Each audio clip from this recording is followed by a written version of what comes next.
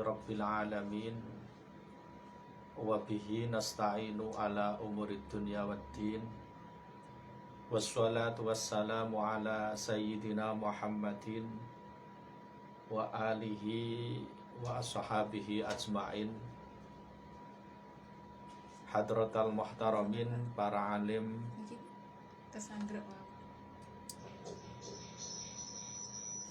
hadratal muhtaramin, para alim, para ulama, para kiai, para bini sepuh ingkang tansah kawula takzimaken. Alhamdulillah wa syukurillah. Mari pada kesempatan sore hari ini kita memanjatkan puji dan syukur kehadirat Allah Subhanahu wa ta'ala, di mana atas taufik dan hidayahnya kita dapat bersua kembali di ruang khidmat NU untuk melanjutkan kajian kita, kajian kitab Takrib yang secara rutin kita selenggarakan setiap Selasa sore. Semoga kajian-kajian yang kita laksanakan Allah Subhanahu wa ta'ala memberikan manfaat, memberikan keberkahan kepada kita semuanya, kaum muslimin, muslimat dimanapun berada. Alhamdulillah, pada kajian Selasa yang lalu kita sudah merampungkan kajian kita tentang mut'ah atau pesangon yang wajib diberikan seorang suami kepada mantan istrinya setelah istri tersebut diceraikan oleh suami. Demikian juga kemarin sudah kita lanjutkan pembahasan kita berkenaan tentang hukum penyelenggaraan walimah. Insya Allah pada sore hari ini kita akan kembali melanjutkan hal yang masih ada hubungannya dengan walimah. Sore hari ini kita akan membahas mengenai hukum menghadiri atau memenuhi undangan walimah, terutama walimah pernikahan atau walimatul urus. Dalam hal ini Syekhuna Al-Imam Abu Suja rahimahullah, beliau mengatakan dalam kitab beliau, kitab Takrib yang kita kaji ini, wal ijabatu ilaiha wajibatun illa min udhrin. Wal ijabatu ilaiha wajibatun illa min udhrin. Artinya memenuhi undangan walimah, dalam hal ini yang dimaksud adalah walimatul urus, itu hukumnya adalah wajib. Illa min udhrin, kecuali kalau memang ada udhur. Selengkapnya mari kita kaji pembahasan kita berkenaan dengan hukum menghadiri undangan walimah. Bahwa menghadiri undangan atau walimatul urus, walimah pernikahan, itu hukumnya adalah wajib ain. Saulangi, hukum menghadiri undangan walimah pernikahan atau walimatul urus itu hukumnya adalah wajib ain. Berarti setiap orang berkewajiban untuk menghadiri.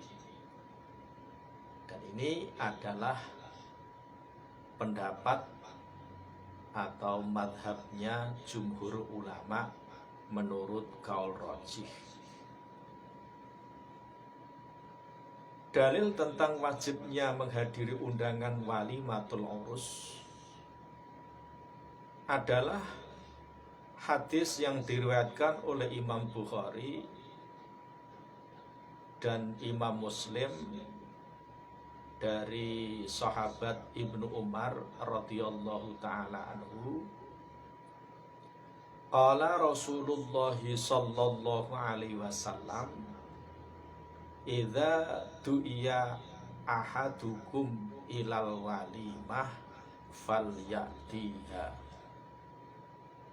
Bahwasanya baginda Rasul sallallahu alaihi wasallam beliau bersabda, idza du'iya ahadukum ilal walimah, apabila salah satu di antara kamu diundang untuk menghadiri suatu walimah, falyatiha, maka datangilah. Dan dalam hadis yang lain yang diriwayatkan oleh Imam Muslim dari sahabat Abu Hurairah radhiyallahu anhu, man lam yajib ad-da'wata faqad asallaha wa rasulah. Man lam yajib ad-da'wata, barang siapa yang tidak memenuhi undangan walimah, faqad asallaha wa rasulahu, maka sungguh orang tersebut telah bermaksiat kepada Allah dan Rasulnya. Itu adalah hukum menghadiri walimatul urus. Hukumnya adalah wajib ain. Adapun hukum menghadiri atau memenuhi undangan walimah yang selain walimatul urus, yang selain walimah pernikahan, hukum menghadirinya adalah sunnah, tidak wajib.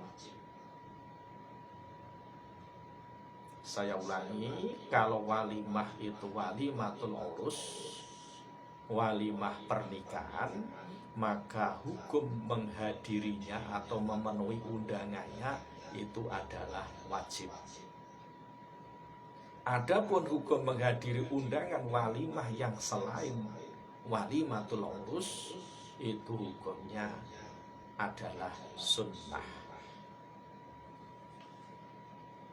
Kaum muslimin rahimakumullah, wajib memenuhi atau menghadiri undangan walimatul urus ini apabila dalam memenuhi undangan tersebut memenuhi beberapa syarat. Kalau syarat-syarat ini tidak terpenuhi, maka tidak wajib kita memenuhi atau menghadiri undangan walimatul urus tersebut. Jadi ada syarat-syaratnya. Syarat tersebut yang pertama adalah undangannya atau undangan walimah tersebut bersifat menyeluruh. Artinya undangannya merata pada semua keluarga, merata pada semua tetangga, masyarakat sekitar. Jadi tidak membeda-bedakan atau tidak pilih-pilih dalam mengundang. Undangannya tidak membeda-bedakan antara yang kaya, antara yang miskin.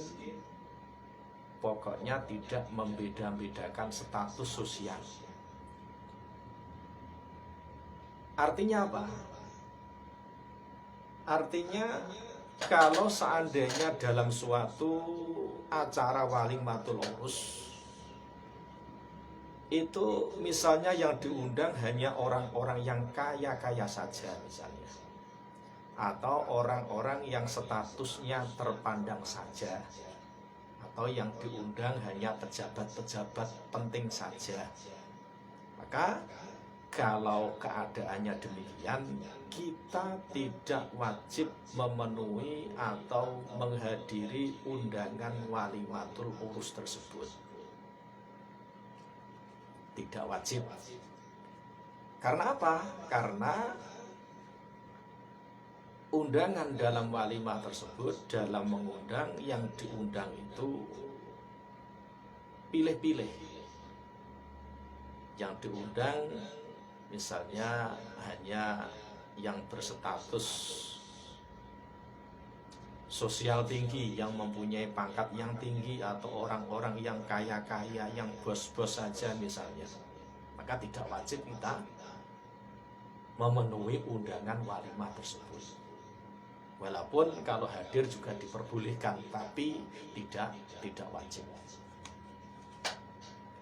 Dalam sebuah riwayat yang diriwayatkan oleh Imam Muslim dari sahabat Abu Hurairah radhiyallahu taala anhu, bahwasanya beliau, sahabat Abu Hurairah, beliau berkata, bi'sat ta'ami ta'amul walimah yud'a ilaiha al-aghniya'a wa yutrakul fuqara. Artinya bi'sat ta'am, bahwa sejelek-jeleknya makanan adalah ta'amul walimah, adalah hidangan makanan yang dihidangkan dalam suatu walimah, yud'a ilaihal aghniya, di mana dalam walimah tersebut yang diundang orang-orang yang kaya-kaya saja, wa yutrakul fuqara, dan orang-orang yang fakir, orang-orang yang miskin tidak diundang. Dasarnya itu. Oleh karena itu kita tidak wajib memenuhi undangan walimah, di mana kalau dalam undangan tersebut yang diundang hanya orang-orang tertentu saja, hanya orang-orang yang mempunyai status sosial tinggi, hanya orang-orang yang kaya, hanya bos-bos saja. Tidak wajib kita memenuhi undangan walimah yang semacam itu. Jadi pendengar, saya ulangi sekali sebagai penandasan bahwa kalau ada walimatul urus yang undangannya sebagaimana yang sudah saya contohkan tadi, kan orang-orang yang kaya saja, atau mengkhususkan orang-orang yang mempunyai status sosial yang tinggi saja, atau yang diundang hanya pejabat-pejabat saja, orang yang miskin tidak diundang, maka kita tidak wajib untuk mendatangi atau tidak wajib untuk memenuhi undangan tersebut. Ini syarat yang pertama. Syarat yang kedua, walimah tersebut yang mengundang adalah seorang muslim, yang diundang juga seorang muslim. Kalau yang mengundang bukan seorang muslim, maka tidak wajib untuk memenuhi undangan tersebut, tidak wajib untuk datang. Tapi kalau datang ya boleh saja, tapi tidak wajib untuk mendatangi. Ini syarat yang kedua. Jadi yang mengundang harus seorang muslim. Kalau yang mengundang tidak seorang muslim, maka tidak wajib untuk mendatangi. Tetapi kalau datang boleh, dalam rangka bermasyarakat misalnya, wong hidup bertetangga, bersahabat sudah lama, konco raket, punya hajat, kita diundang, kita datang, tidak apa-apa, dalam rangka menjaga pertemanan atau menjaga hubungan baik. Yang ketiga, undangan walimah tersebut adalah untuk undangan walimah hari yang pertama. Kalau misalnya seseorang menyelenggarakan 3 kali walimah, menyelenggarakan 3 resepsi, hari pertama, hari kedua, hari ketiga, saking kayanya, duitnya banyak, dia mengadakan resepsi atau walimah sebanyak 3 kali misalnya, maka resepsi atau walimah yang pertamalah yang kita wajib untuk memenuhi undangannya. Jadi seandainya panjenengan diundang kok pada hari pertama, maka panjenengan wajib untuk hadir. Sedangkan walimah yang kedua atau resepsi pada hari yang kedua dan juga walimah atau resepsi pada hari yang ketiga, ini panjenengan tidak wajib untuk memenuhi undangan tersebut walaupun panjenengan diundang. Panjenengan dapat undangannya pada hari kedua misalnya, maka panjenengan tidak wajib untuk menghadirinya. Tapi seandainya menghadiri juga tidak apa-apa. Mendatangi undangan pada walimah yang kedua itu hukumnya adalah sunnah. Sedangkan mendatangi walimah pada hari yang ketiga ini hukumnya adalah makruh. Walimah yang pertama atau resepsi yang pertama, kalau panjenengan diundang wajib mendatangi. Resepsi pada hari yang kedua atau walimah pada hari yang kedua, kalau panjenengan diundang maka hukumnya sunnah untuk memenuhi undangan tersebut. Sunnah berarti baik didatangi, tapi tidak wajib. Sedangkan untuk resepsi di hari yang ketiga, ini panjenengan makruh untuk memenuhi undangan tersebut. Kalau makruh berarti sebaiknya tidak hadir. Dalam sebuah hadis riwayat Imam Tirmidzi dan yang lain, bahwasanya baginda Rasul Muhammad sallallahu alaihi wasallam beliau telah bersabda, ta'amu awali yaumin haqqun wa ta'amu yaumis sani sunnatun wa ta'amu yaumis salisi sum'ahtun. Artinya, ta'amu awali yaumin haqqun, hidangan makanan yang disuguhkan untuk walimah pada hari yang pertama adalah wajib untuk didatangi. Wa ta'amu yaumis tsani, adapun hidangan makanan yang disuguhkan untuk walimah atau pesta atau resepsi di hari yang kedua, sunnatun, hukum mendatanginya adalah sunnah. Wa ta'amu yaumus tsalisi, pada hari yang ketiga, sum'atun, hukumnya adalah sum'ah. Karena sum'ah maka makruh untuk mendatanginya. Sum'ah itu ada unsur bangga atau pamer, bangga, senang kalau dipuji oleh orang, itu namanya sum'ah. Maka kita makruh untuk mendatangi. Dalam hadis yang lain yang diriwayatkan oleh Imam Ahmad, annan Nabiyya sallallahu alaihi wasallam qala al-walimatu awwala yaumin haqqun wasani ma'rufun watsalitsu riyaun wasum'atun.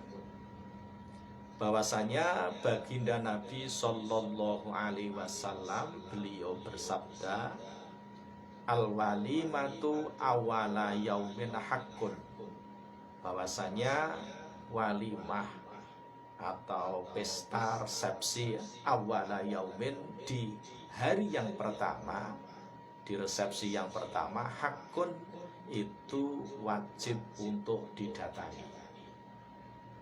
Wasani, adapun walimah yang diselenggarakan pada urutan yang kedua, ma'rufun, itu sunnah untuk didatangi.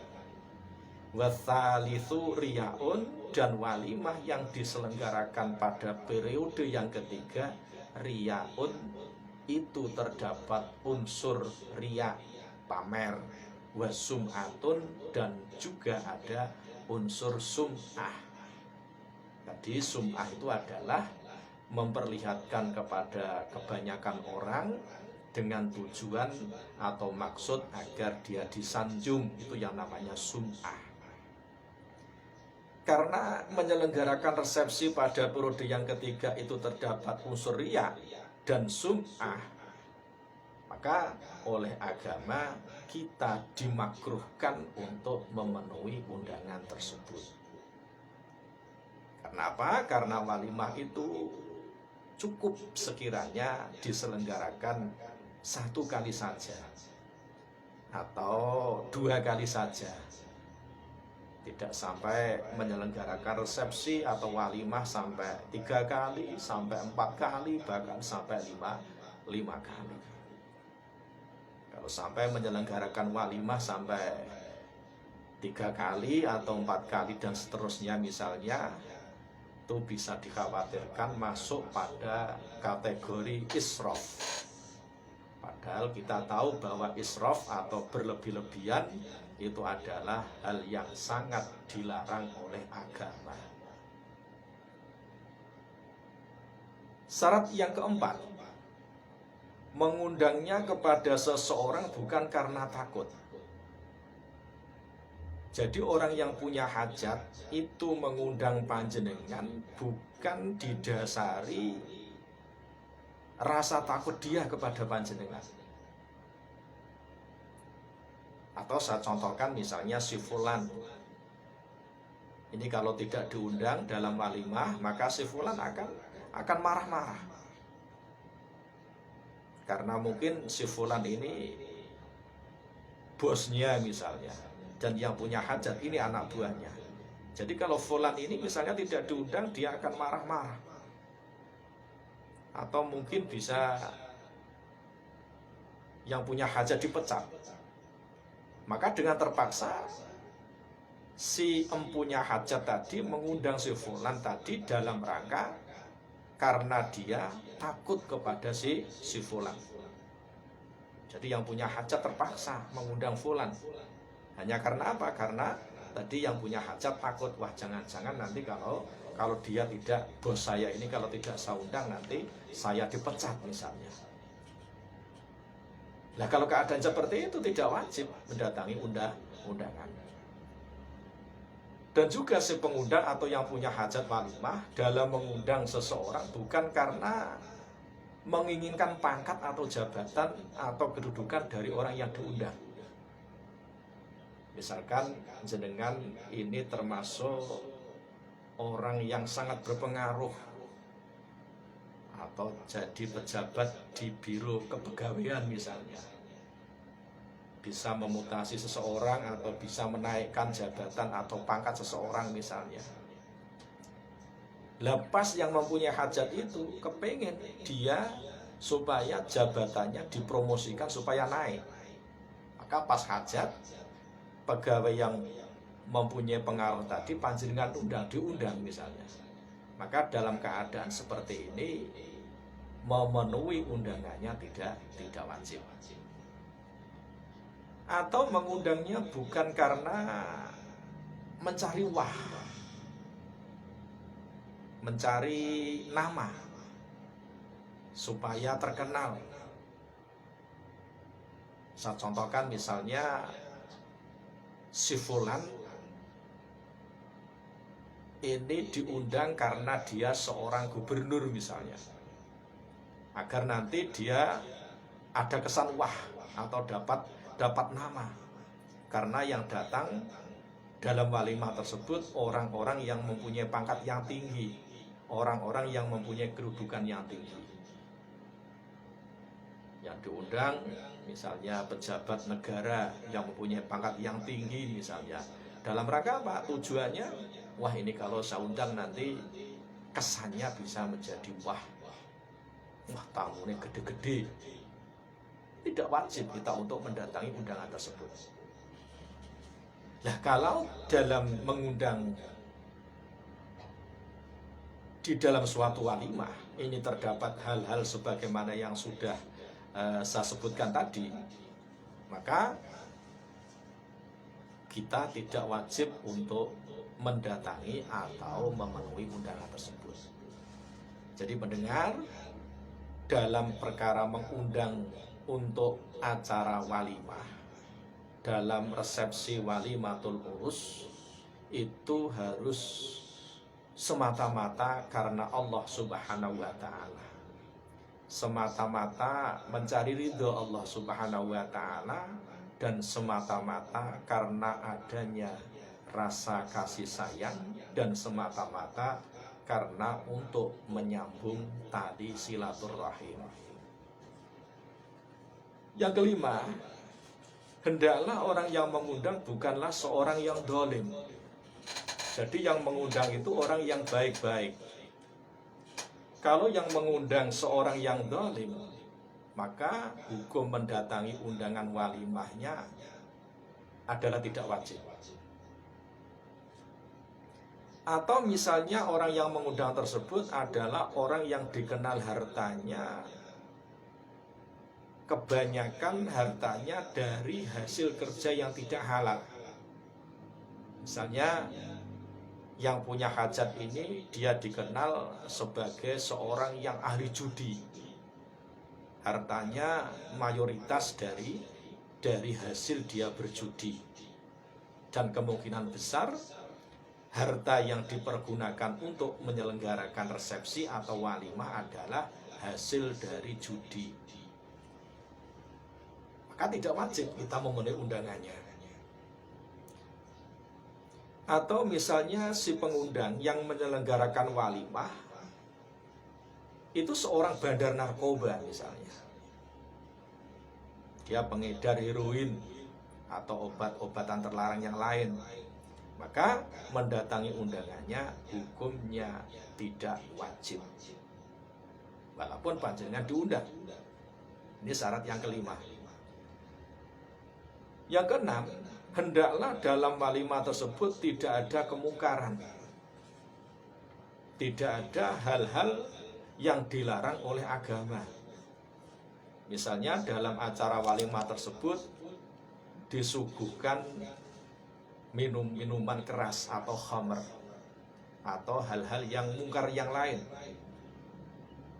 maka kita tidak wajib mendatangi walimah tersebut, kecuali kalau ada sangkaan kuat bahwa dengan kita mendatangi undangan walimah tersebut si pengundang akan merasa malu dan menyebabkan si pengundang akan menghentikan kemungkaran tersebut. Kalau nanti saya datang ke walimah tersebut, saya ya tahu ada kemungkarannya. Tapi kalau saya datang karena saya ini adalah orang yang berpengaruh misalnya, yang disegani oleh dia, mungkin dia akan menghentikan kemungkaran-kemungkaran tersebut. Maka dalam keadaan seperti ini, mendatangi undangan tersebut hukumnya adalah wajib. Tetapi kalau dengan kedatangan kita di acara walimah tersebut tidak berpengaruh apa-apa, kemungkaran akan tetap jalan terus walaupun kita datang. Jadi sama artinya kita datang atau tidak, kemungkaran di walimah tersebut tetap berjalan.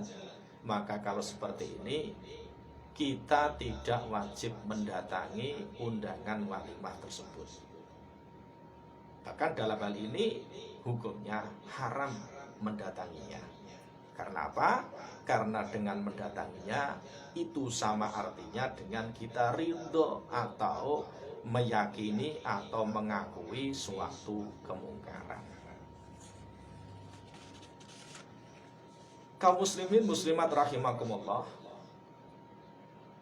yang berikutnya perlu saya sampaikan mengenai hukum memakan hidangan yang disuguhkan dalam suatu pesta pernikahan atau dalam walimatul urus. Apakah kita wajib untuk memakan hidangan makanan yang disuguhkan kepada kita dalam suatu acara walimatul urus atau tidak wajib? Jawabannya adalah kita tidak wajib memakan hidangan yang disuguhkan dalam suatu acara walimah. Sekali lagi, tidak wajib. Jadi seandainya panjenengan rawuh di suatu walimatul urus, di sana dihidangkan beberapa makanan, kemudian panjenengan diam saja, tidak dicicipi sama sekali, tidak dimakan sama sekali, maka tidak mengapa.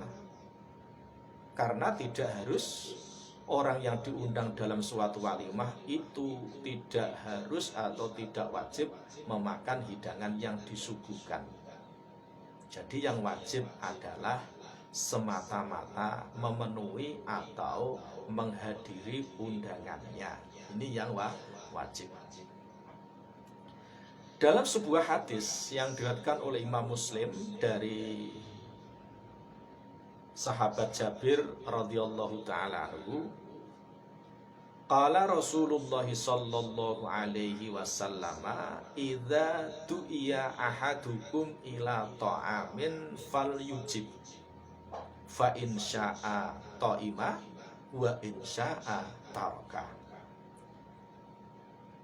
Artinya baginda Rasul sallallahu alaihi wasallam telah bersabda, idza du'iya ahadukum ila ta'amin falyujib, apabila salah satu di antara kamu diundang dalam suatu perjamuan walimatul urus, falyujib, maka penuhilah, datangilah.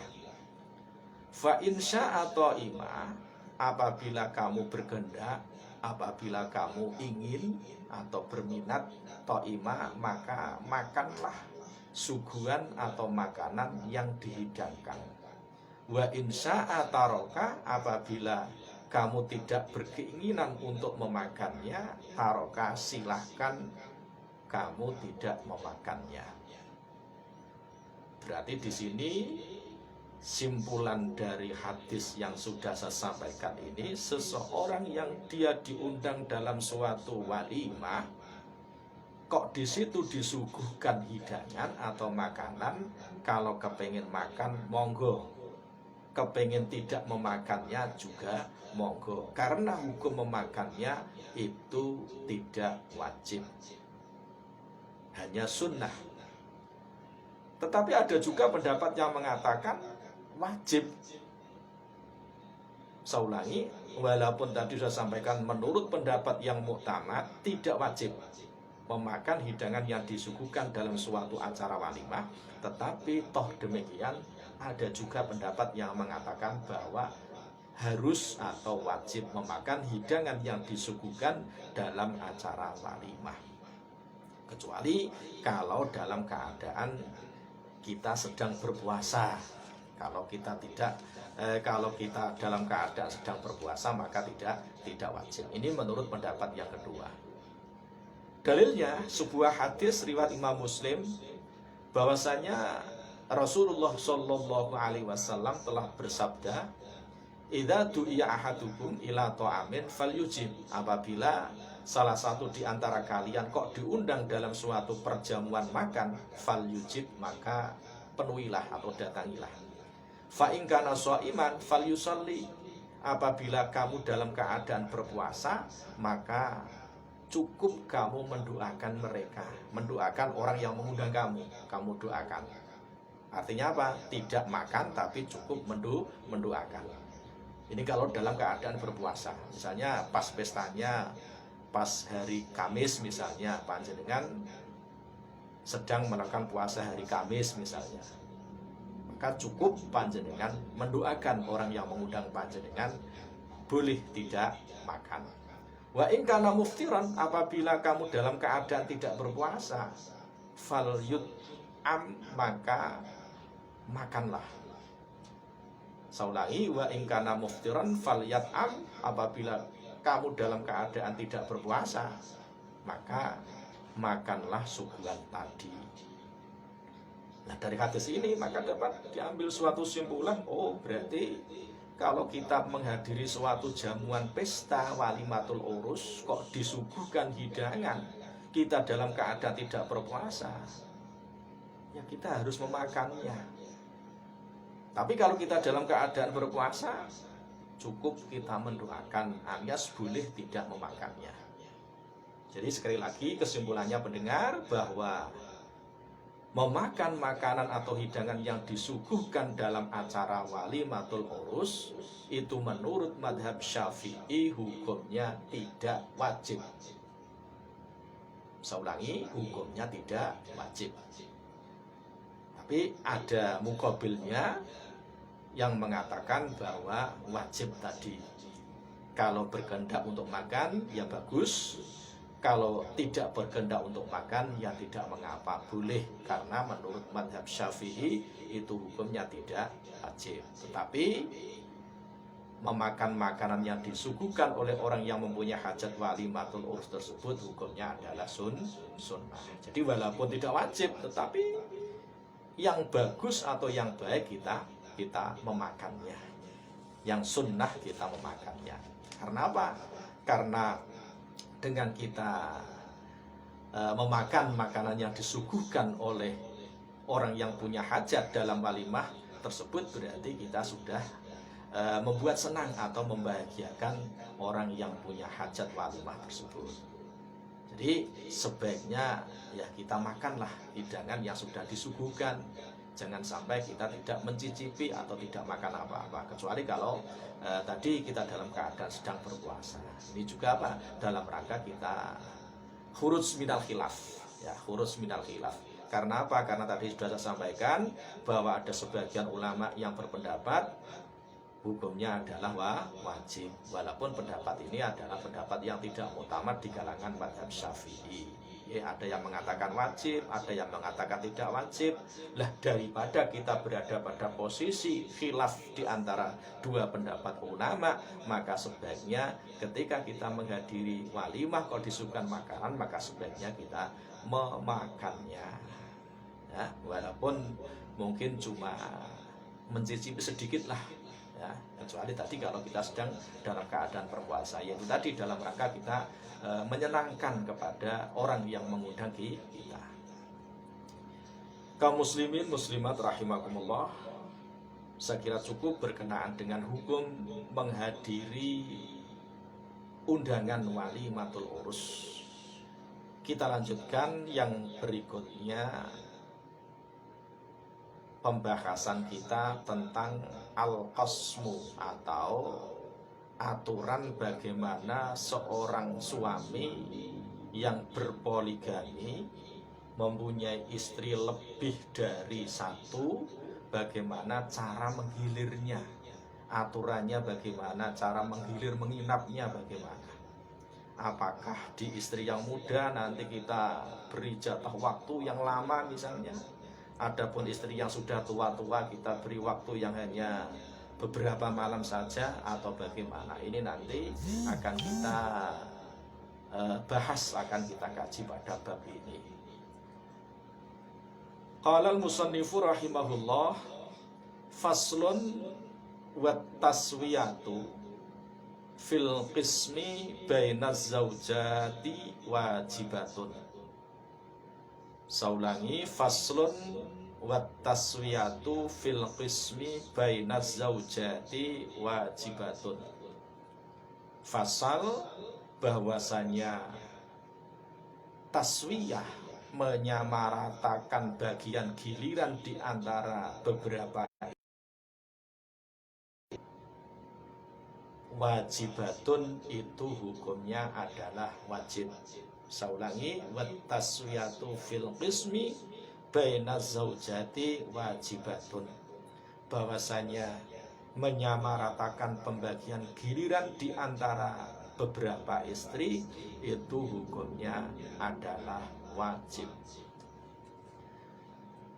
Sebelumnya saya sampaikan bahwa merupakan suatu kewajiban bagi seorang suami dan juga istri untuk mempergauli pasangannya secara ma'ruf atau secara baik. Wajib bagi masing-masing, wajib bagi suami dan istri untuk memberikan hal-hal yang menjadi kewajibannya dengan tidak mengulur-ulur waktu.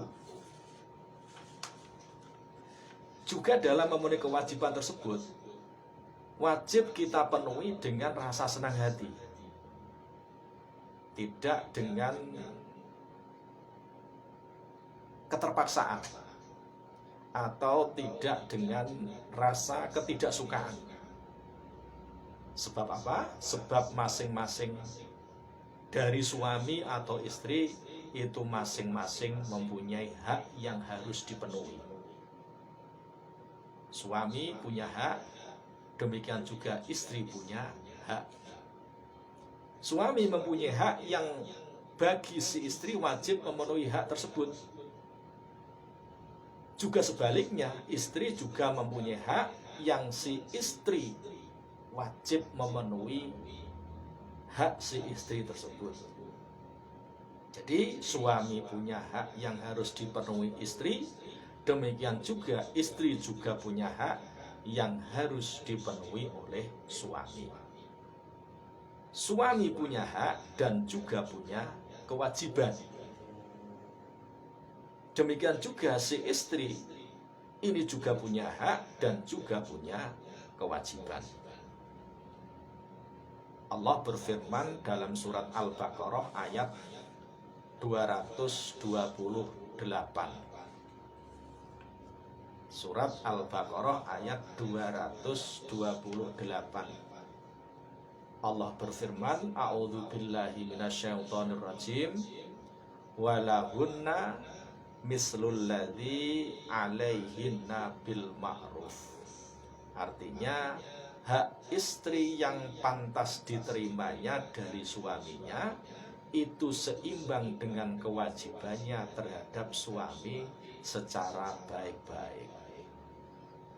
Lah maksud dari firman Allah ini adalah bahwa kewajiban si istri itu seimbang dengan kewajiban yang dibebankan kepada suami. Juga dalam surat An-Nisa ayat 18 Allah berfirman, wa ashiruhunna bil ma'ruf, dan pergaulilah mereka secara baik-baik. Yang dimaksud dengan muasyarah bil ma'ruf atau mempergauli secara baik di sini menurut Imam Syafi'i rahimahullah adalah dengan cara menghindari atau mencegah hal-hal yang tidak disenangi oleh istri. Hal-hal yang tidak disenangi atau tidak disukai oleh istri kita hindari. Dan juga memenuhi nafkah atau belanja secara penuh kerelaan atau dengan senang hati. Kaum muslimin rahimakumullah, sebagaimana yang tadi sudah disampaikan oleh Syekh Abu Suja rahimahullah, bahwa menyamaratakan giliran di antara beberapa istri bagi suami yang berpoligami atau mempunyai istri lebih dari satu itu adalah wajib. Wajib. Tetapi bagi seorang suami yang mempunyai istri 2 orang atau lebih, dia tidak wajib membuat giliran atau membagi kepada istrinya, tidak wajib. Jadi kalau digilir harus secara adil, tetapi si suami tidak wajib untuk membuat giliran atau membagi giliran menginap kepada istri-istrinya. Karena apa? Karena hakikatnya menginap itu adalah merupakan hak dari suami. Tetapi toh demikian, walaupun tidak wajib untuk membuat jadwal giliran terhadap beberapa istri, tetapi disunnahkan bagi suami yang berpoligami untuk membagi giliran menginap bagi istri-istrinya. Sunnah, walaupun tidak wajib. Lah, dalam membagi giliran menginap ini wajib bagi si suami untuk menyamaratakan di antara beberapa istrinya. Tidak boleh seandainya istri yang muda kemudian diberikan jadwal menginap yang lama, sampai 1 minggu misalnya. Tetapi istri yang tua itu hanya diberikan giliran hanya cukuplah 1 hari atau 2 hari saja misalnya. Ini tidak diperbolehkan. Tidak diperbolehkan. Lah pendengar, berkenaan dengan masalah membagi giliran menginap kepada beberapa istri, ini meliputi 2 hal. Yang pertama berkenaan dengan tempat. Berkenaan dengan tempat menginap. Haram hukumnya seorang suami mengumpulkan 2 orang istri atau lebih di dalam satu rumah. Misalnya panjenengan berpoligami atau nikah dengan 3 istri, supaya ngirit misalnya, kita bertiga ini berempat dengan saya misalnya, kemudian ditempatkan di satu rumah saja misalnya. Ini tidak diperbolehkan. Walaupun hanya 1 malam. Walaupun hanya 1 malam, tidak diperbolehkan. Tapi ya terkecuali kalau atas kerelaan mereka. Kecuali kalau mereka rela.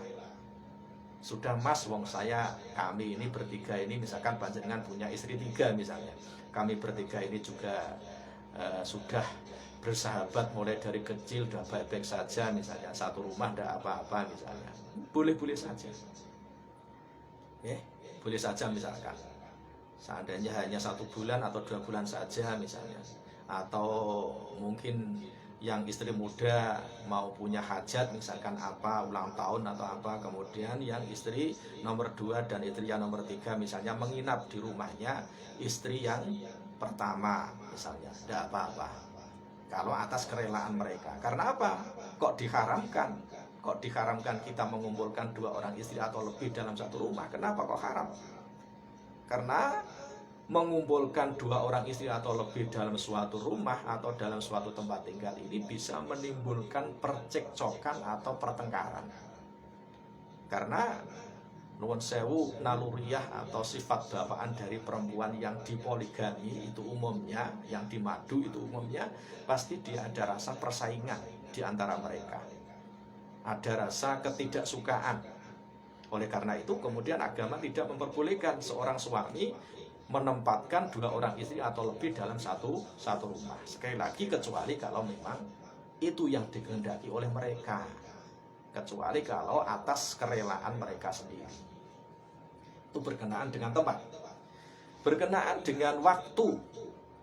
Dari segi waktu, bagi suami yang tidak berprofesi sebagai penjaga malam, misalnya sebagai satpam atau bekerja malam hari, atau mungkin dokter yang kebetulan bertugas piket malam hari, atau sebagai orang yang berdinas di kepolisian misalnya, tugasnya sering piket malam hari. Jadi sebagai suami yang dia tidak berprofesi atau tidak bekerja di malam hari, maka inti dari giliran yang paling utama harus dilakukan waktu malam. Sedangkan siangnya ini mengikuti malam. Karena apa? Karena aslinya Allah Subhanahu wa Ta'ala itu menjadikan malam hari sebagai waktu untuk beristirahat. Dan Allah menjadikan siang hari untuk bekerja dan mengurus keperluan-keperluan atau kebutuhan-kebutuhan kita. Tapi bagi suami yang mungkin dia harus bekerja di malam hari, misalnya tadi saya sampaikan dia sebagai profesinya sebagai penjaga malam, sebagai satpam, atau sebagai polisi atau dokter yang kebetulan dia bekerja atau piket malam hari, maka inti dari giliran yang harus dilakukan adalah waktu siang, karena malam hari dia bekerja, sedangkan waktu malamnya mengikuti siang. Lah minimal seorang suami itu bermalam di satu istri minimal selama 4 malam. Jadi jangan sampai istri panjenengan gilir karena anak ini bubuk tua wae kok digilir hanya 1 malam saja, tidak boleh.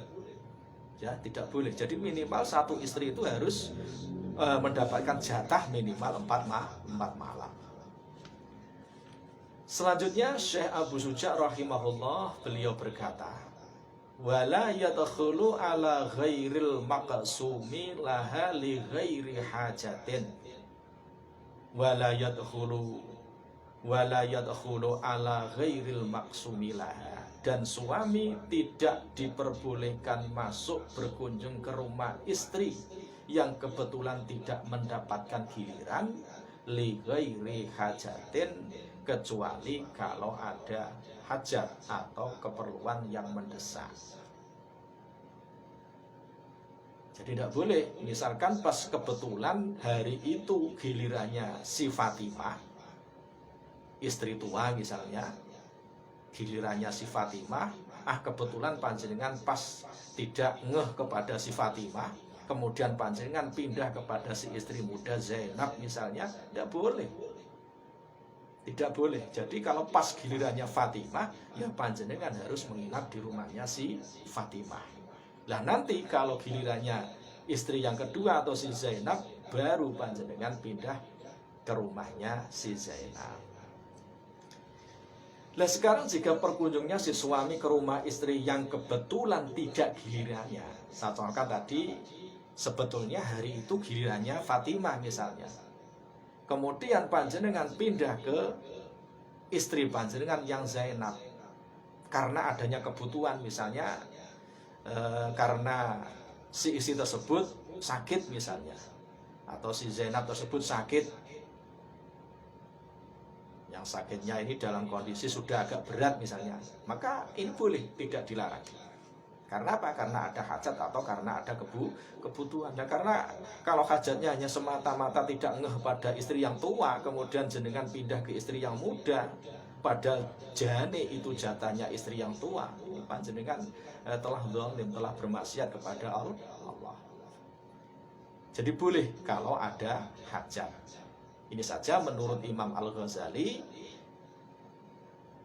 sakit yang diperbolehkan kita itu merampas haknya istri yang kebetulan mendapat giliran itu adalah sakit yang sampai pada tahap sakit yang mengkhawatirkan. Gilirannya Fatimah masih 2 hari, belum gilirannya Zainab, tiba-tiba panjenengan berpindah ke rumahnya Zainab, menginap ke rumahnya Zainab hanya gara-gara si Zainab itu sakit. Ini boleh kalau memang sakitnya si Zainab ini benar-benar sakit yang mengkhawatirkan. Ini menurut Imam Al-Ghazali.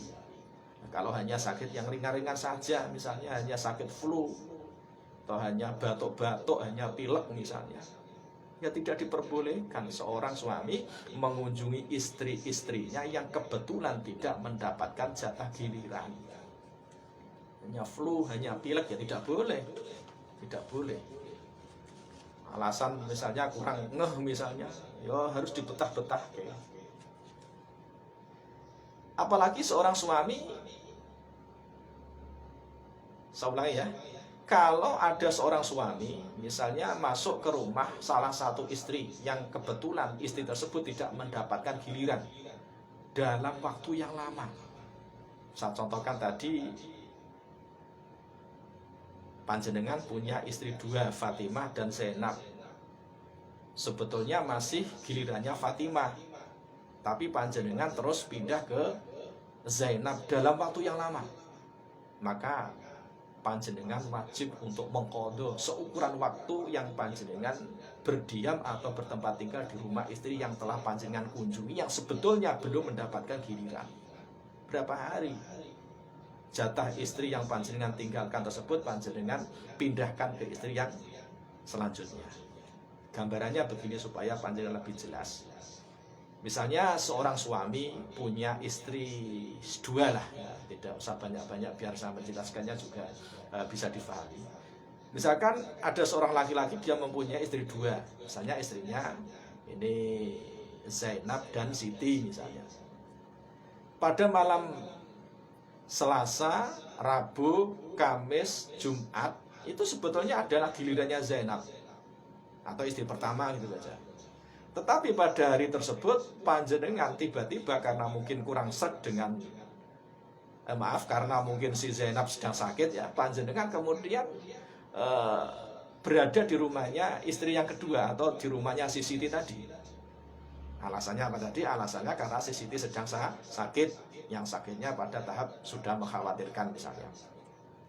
Dalam keadaan seperti itu, jatah menginap 4 hari yang sebetulnya menjadi milik atau bagian dari si Zainab itu harus diqadha, harus diganti di hari yang lain. Jadi harus terpenuhi. Kalau misalnya jatah si Zainab 4 hari harus dipenuhi 4 hari. Kalau misalkan terpaksa terpotong jatahnya baru 2 malam misalnya, kok sudah pindah ke istri berikutnya, maka jatah 2 malam yang dihutang ini harus dijoli, harus dikandani.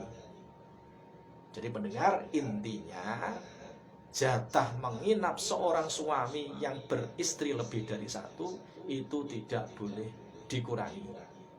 Kalau sudah dijatah masing-masing 4 hari ya harus dipenuhi 4 hari. Kalau terpaksa karena ada suatu kebutuhan yang mendesak harus menginap di salah satu istri yang kebetulan tidak mendapatkan giliran, maka jatah menginap di rumah istri yang mendapat giliran tersebut harus diganti atau diqadha di hari yang lain. Repot nggih? Maka tidak usah berpoligami kalau repot. Pendengar kaum muslimin muslimat rahimakumullah. Jika seorang suami misalnya berkunjung ke rumah salah satu istri yang tidak mendapat giliran dan waktunya kok hanya sebentar misalnya, maka tidak usah qadha atau tidak usah mengganti. Sebetulnya masih gilirannya Fatimah, jatahnya 4 hari, masih gilirannya Fatimah. Tiba-tiba panjenengan berkunjung ke rumahnya Zainab, istri kedua panjenengan, hanya sebentar, maka panjenengan tidak usah mengqadha kalau hanya sebentar. Lah lama dan sebentar ini dikembalikan kepada uruf atau kepada kebiasaan yang berlaku. Tidak usah qadha, tetapi tetap si suami berdosa. Kenapa kok dia berdosa? Karena dia telah berbuat tidak adil kepada salah satu dari istrinya. Ini dalam sebuah hadis yang diriwayatkan oleh Imam Abu Daud dan juga Imam At-Tirmidzi dan yang lain dari sahabat Abu Hurairah radhiyallahu taala anhu, bahwasanya Rasulullah sallallahu alaihi wasallam beliau bersabda, "Faman kana lahu imra'atani famala ila ihdahuma wa fi riwayatin falam ya'dil bainahuma jaa yaumal qiyamati wa shikkuhu ma'ilun wa fi riwayatin sakitun." Artinya, famangkana lahu imra'atani, barang siapa mempunyai 2 orang istri, famala ila idauma, sedangkan dia lebih condong, lebih cenderung kepada salah seorang dari keduanya, wa fi riwayatin, dan dalam suatu riwayat, falam ya'dil, dan dia tidak berbuat adil, bainahuma di antara mereka, ja'a yaumal qiyamati, maka besok di hari kiamat dia datang wasyikuhu ma'ilun, dan pinggangnya dalam keadaan penceng itu apa ya, dalam keadaan tengkleng atau condong. Ini adalah sabda baginda Rasul yang merupakan suatu ancaman bagi orang yang dia berani berpoligami tapi dia tidak bisa berbuat adil terhadap istrinya. Lah, menyamaratakan dalam pengaturan giliran di sini, yang wajib itu adalah menyamaratakan dalam pembagian giliran dalam menginap. Saya ulangi, jadi tadi kan sudah sampaikan, menyamaratakan pengaturan giliran antara beberapa istri bagi seorang suami yang berpoligami itu adalah wajib. Lah, wajib yang dimaksud di sini adalah wajib dalam pengaturan giliran menginap. Sekali lagi, wajib dalam pembagian giliran dalam menginap. Jadi tidak wajib menyamaratakan dalam hal mengumpulinya atau dalam persetubuhan. Tidak harus wah istri yang pertama misalnya dikumpuli sebanyak 3 kali misalnya, kemudian yang istrinya dikumpuli hanya 2 kali, tidak mengapa, boleh. Jadi yang menyamaratakan itu adalah dalam hal menginap. Kalau istri pertama 4 hari, istri kedua juga harus 4 hari, seperti itu. Tidak wajib menyamaratakan dalam hal mengumpulinya, tidak harus. Misalkan yang istri pertama dikumpuli 4 kali, istri yang kedua harus 4 kali, istri yang kelima harus 4 kali juga, tidak.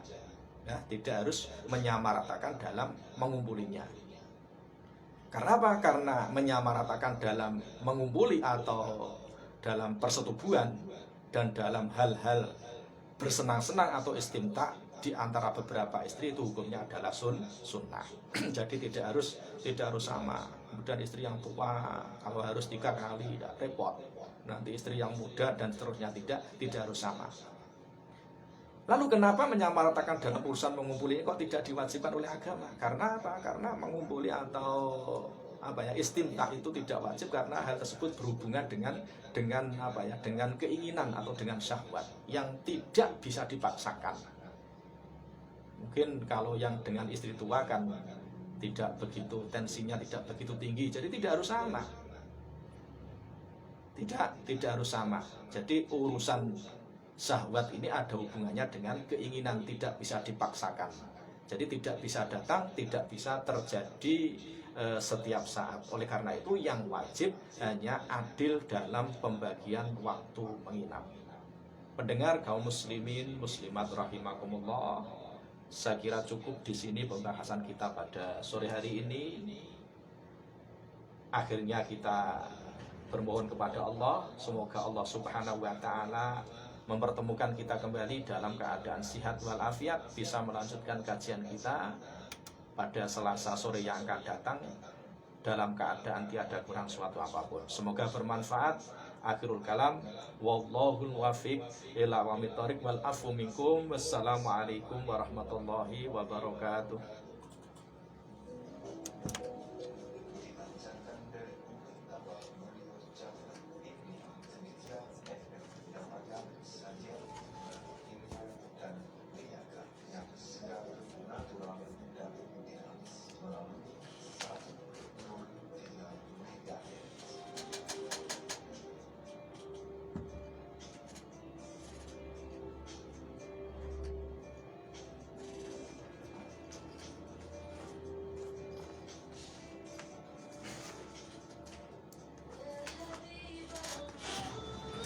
Monggo Pak Rian. Mana ada tak cek, biasanya tak cek. Mana